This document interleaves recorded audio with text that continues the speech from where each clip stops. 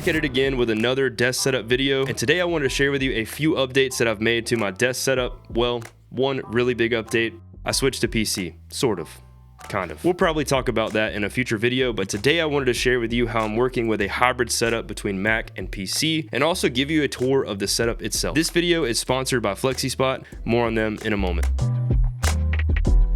Alright, to kick it all off, let's start with what's on the desk. Some old, some new. So for my monitors, I'm using the LG Ergo 32-inch monitor set in vertical position, and then for my main monitor setup, I'm using the LG 27-inch GP950 for gaming and content creation. Both of those are 4K, but I really love this 27-inch monitor. I feel like it's the perfect size, and for gaming, it has really rich colors and a fast refresh rate at 144 Hz. I mainly just throw Spotify, my files, and miscellaneous apps on the vertical monitor, and work and consume content on the 27-inch monitor, and of course game. So for audio, I'm still running the PreSonus Aris 3.5-inch speakers plugged into the Focusrite Scarlett Solo. I really love the sound quality on these, and running into the Scarlett Solo, I have the Rode PodMic as my main microphone. I use this mic for basically all of my videos, Zoom calls, and now when I'm gaming, and I really love this mic, and for the price of $99, it's a no-brainer in my opinion. So for the keyboard and mouse, this is where I've updated a few things recently. I've been using the MX Master 3 mouse for 3 or 4 years now, and I absolutely love it for content creation. So that's what prompted me to update my keyboard to the Logitech MX Keys S. For content creation and just everyday tasks, this keyboard is perfect, and both the keyboard and mouse have a Bluetooth switcher, so if you're working in a hybrid setup, that's really helpful to be able to switch back and forth between whichever computer that you're using. For gaming, I understand this is definitely a downgrade from my Keychron K8 keyboard, but if I want a game, I can always throw that keyboard on my desk. But for the most part, I'm always using controller anyway. So for content creation and what I need the keyboard for, this to me is the perfect upgrade. Also, one of the last upgrades to my keyboard and mouse setup was the Pulsefire mat from HyperX. I love this in comparison to my old desk mat, and I recently spilled coffee on that, so it was time for an upgrade. Also, I'll make sure to link the wallpapers on my desktop below so you can go support the creator who makes those if you are interested. There's some really cool wallpaper packs on there, and definitely go check those out. So for the desk, I'm using the FlexiSpot E5 desk with their 78 by 30-inch bamboo top. This desk is the perfect desk for my hybrid setup and can fit absolutely everything I need right here on the desk. It has height adjustability from 24.4 inches all the way up to 50 inches, and it has 3 different preset adjustments as well, so you can save your sit and stand heights and then just press the corresponding button to toggle between the two. It can also carry up to 287 pounds on top of the desk, so plenty enough to hold this thick PC. So for my chair, I've been using the FlexiSpot C7, and I absolutely love it. It is FlexiSpot's top of the line and premium ergonomic office chair that they offer. It features an adjustable headrest, breathable mesh back, posture support, adjustable armrests, and even a footrest. You can even adjust the seat's tilt and forward and back position for even more comfort control. To me, it's really comfortable, especially if I find myself sitting for way too long, and I love being able to lean back and work to take some pressure off of my neck. So FlexiSpot is today's sponsor of this video, but if you stuck around to watch this, you're in for a treat. Because if you are interested in any one of these products, FlexiSpot is hosting a brand day event from now until the end of May, where you can get up to 60% off any desk or office chair on their website using code BDC7 when purchasing a desk or a chair. And if you're watching this after May and you're still interested in the C7 chair, you can use code WILLHALL at checkout to get $30 off your purchase of the C7 chair. And FlexiSpot offers a 30-day free return as well as a 10-year warranty. Thank you again to FlexiSpot for sponsoring today's video. So now let's get into the goods, and first we'll start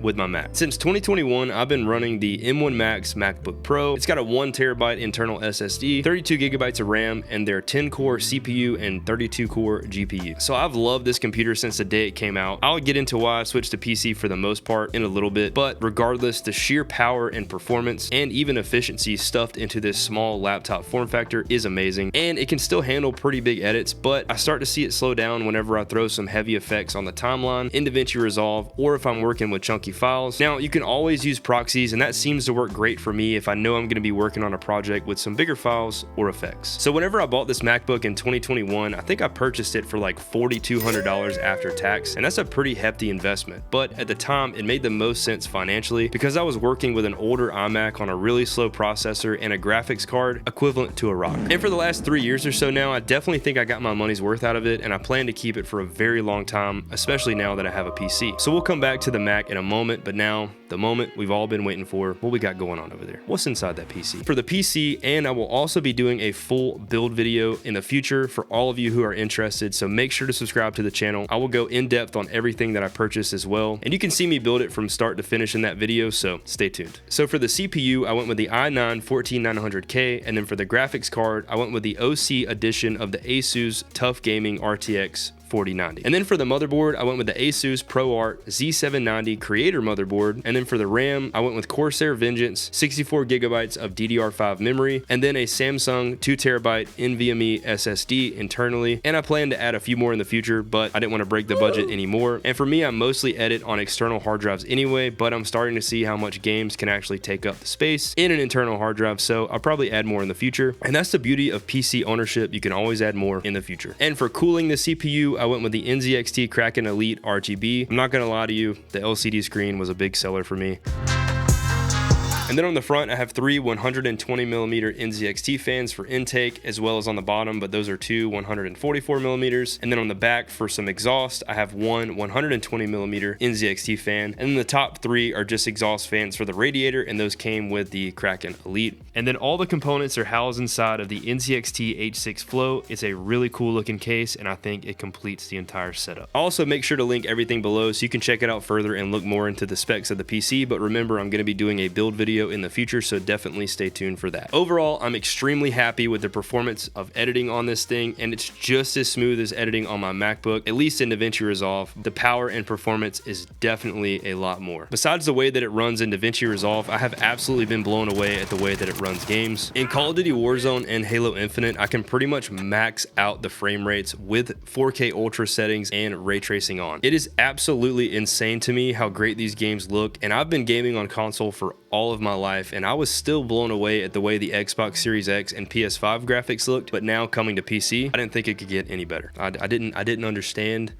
the other side, and now I do. It's amazing. So how am I able to use both of these at my desk setup, and why would I do that? How do I do it? It's honestly as simple as switching over the input from my monitor and then switching over the Bluetooth setting on my Logitech keyboard and mouse over to the desired computer. Simple as that. I'm either working on my Mac or my PC. So the only really caveat that I haven't figured out yet is for audio, and since I'm running the speakers and microphone into the PreSonus Scarlett Solo, I have to plug in a corresponding USB-C cord for each computer that I want to use. It's still really simple. I just have to plug in the computer that I want, and just like that, I'm up and running with sound from either computer that I want to use. I'm sure there's a lot more efficient ways that I can do this, and I'll definitely share those on the channel for those who are interested and are also running a hybrid setup. All right, so why the heck are you using a MacBook Pro and a PC? For the most part, I wanted a lot more power and upgradability that I just feel like you cannot get in Apple currently. But it doesn't mean that I'm going to be selling my MacBook Pro or not using it. The power and performance you can get in such a small form factor like the MacBook Pros, especially with their newer silicon that they have now, even with the M3 and I'm sure the M4 Max, it's going to be insanely powerful. The fact that you can have that much power in such a small form factor like a laptop is what makes it the perfect computer to take on the go, or if I'm traveling and I want to edit photos or video and just create content on the go in general. And for me personally, I like to write notes, or if I have a Zoom call, I still use the MacBook Pro for sort of everyday tasks like that. But for gaming, video editing, and just essentially consuming content in general, I'm always going to be using the PC. For a desktop workstation, the power and performance you can get at least out of the 4090 and i9 absolutely destroys my MacBook in every single way possible. And I'm still kind of new to all this, so I don't really have any benchmarks to show you. You're gonna have to take my word for it. This thing's a beast. And I'm sure over time I'll find myself favoring one or the other for specific tasks, but I'm gonna be editing full time on the PC now. I can't believe I'm saying that. I cannot believe that I switched on over technically to PC, but I don't think I'll ever be leaving Apple behind. If you have any questions or would like me to go further on any topic, definitely let me know in the comments below, and make sure to check me out on Instagram. You can ask some questions on over there as well. Thank you again to FlexiSpot for sponsoring this video, and thank you all so much for watching and supporting the channel.